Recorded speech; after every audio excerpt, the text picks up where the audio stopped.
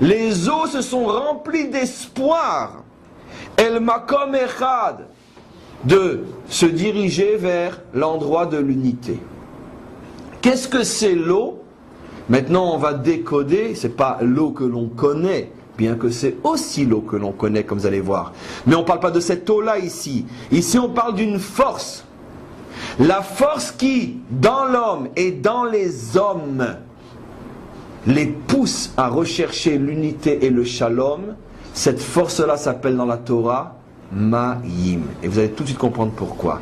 Lorsqu'il y a des tensions entre mon épouse et moi, lorsqu'on ne se parle plus, et que je ne peux plus le supporter, et que je fais le premier pas pour qu'il y ait le shalom entre nous, à ce moment-là, je dévoile en moi une force qui s'appelle Ma'im. Lorsqu'il y a des querelles entre les hommes, et qu'il y en a une partie d'entre eux qui accomplissent le verset Rodef Shalom Vebaksheu, recherche la paix, court après la paix et recherche-la, ils sont animés par une force qui s'appelle Ma'im. L'espoir d'unité, l'espoir de paix s'appelle dans la Torah Ma'im. C'est ça la véritable traduction de ce merveilleux verset. Yikavu Ma'im mitachat Hashem el makom echad. Il y a eu un désir profond des eaux de se réunir à l'endroit de l'unité, à se rassembler en l'unité. Et cette force-là s'appelle Ma'im.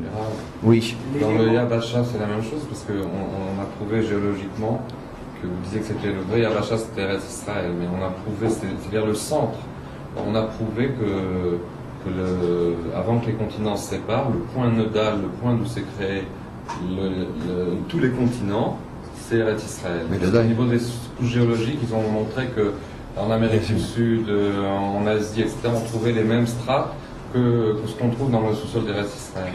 Et tout le monde sait à quel point sur notre petite terre, on retrouve pratiquement tous les climats, toutes les facettes qui sont éparpillées dans le monde. On trouve des canyons, on trouve des montagnes, on trouve des déserts, on trouve des lacs, on trouve des rivières, on trouve des mers. On trouve dans ce pays, on peut faire du ski le matin sur le Hermon et on peut se baigner dans la mer morte 4-5 heures après. Et donc passer d'un climat à un autre en 300 km, en 200 km. L'élément haut a cette faculté justement de s'unir. Alors justement, maintenant on va voir maintenant, à partir du moment où tout ce qui existe en bas est le reflet, le nom de ces notions fondamentales, alors pourquoi dans l'eau que nous connaissons, nous retrouvons le principe d'unité? Et je pose une autre question à laquelle je vais répondre. Et pourquoi pour nous, dans la Torah, l'eau est toujours symbole de purification?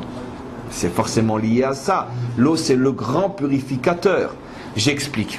Regardez ce que c'est de l'eau. L'eau prend toujours la forme du réceptacle que tu lui présentes.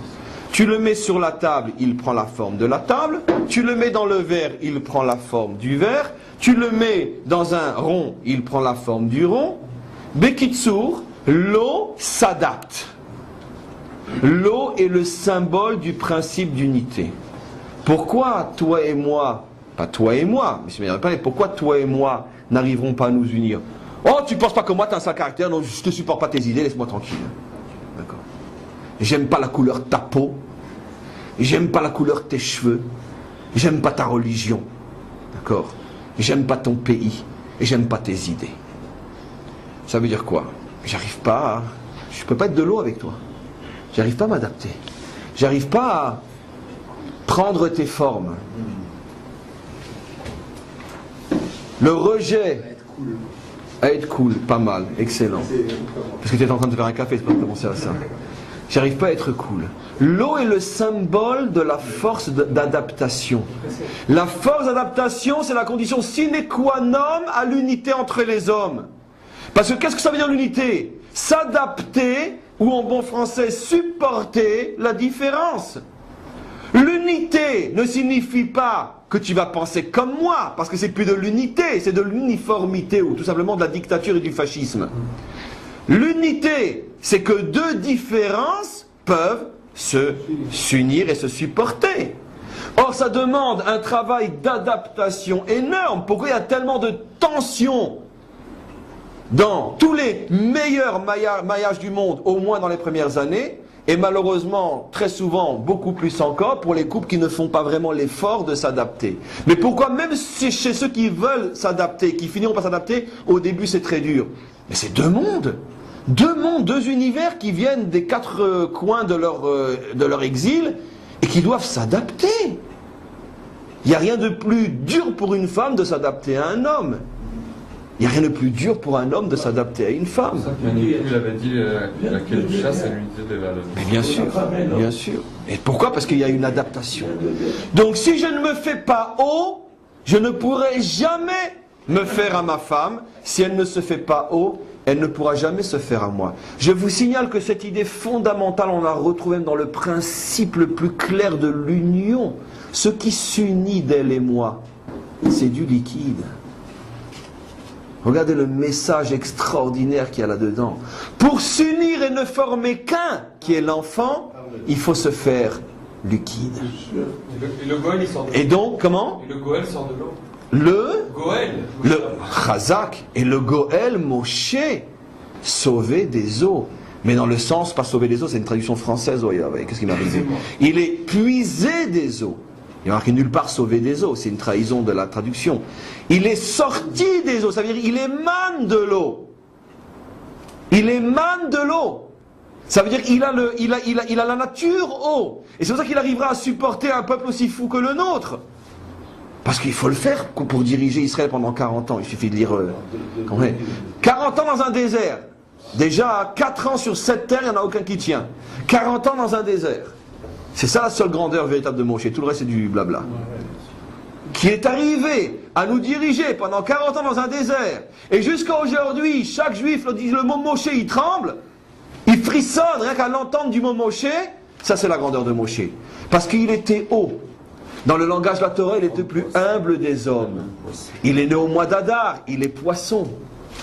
Il est le plus humble des hommes. C'est quoi l'humilité? Adapte-toi. C'est pas grave, tu supportes pas, tu ne supportes pas, c'est différent de toi, mais adapte-toi, tu peux pas partir en guerre contre le monde entier.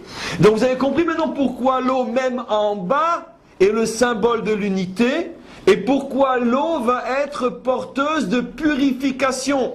Et de là vous allez comprendre une chose extraordinaire. Si l'eau purifie, c'est donc que l'impureté, c'est porter sur soi une force qui est le contraire de la pureté. Ce qui veut dire que qu'est-ce que c'est l'impureté, mes amis? Aujourd'hui, une définition extraordinaire. C'est quoi l'impureté? Eh bien, c'est l'incapacité de supporter la différence. C'est l'intolérance. La racine de l'impureté est l'intolérance. Si je suis quelqu'un, peu importe, religieux ou non, rabbin ou non, mais que je n'arrive pas à me lier d'amitié profonde et sincère avec celui dont je ne supporte pas les idées, car si je supporte les idées, c'est avec moi-même que je communique. Mais si je n'arrive pas à me sentir fraternellement uni et lié avec celui qui m'agace par ses idées, eh bien je suis un homme impur. Et c'est pour ça qu'on me dit, trempe-toi dans l'eau, disparais dans l'eau, qu'on ne voie même pas un seul de tes cheveux qui sortent de l'eau. Disparais. Toi qui demandes aux autres de disparaître, toi tu n'as qu'à disparaître. Car quand on ne laisse pas de place aux autres, on n'en mérite pas soi-même. Et donc on se trempe dans l'eau, on rentre en contact avec cette force de l'unité, et c'est ce qui nous purifie.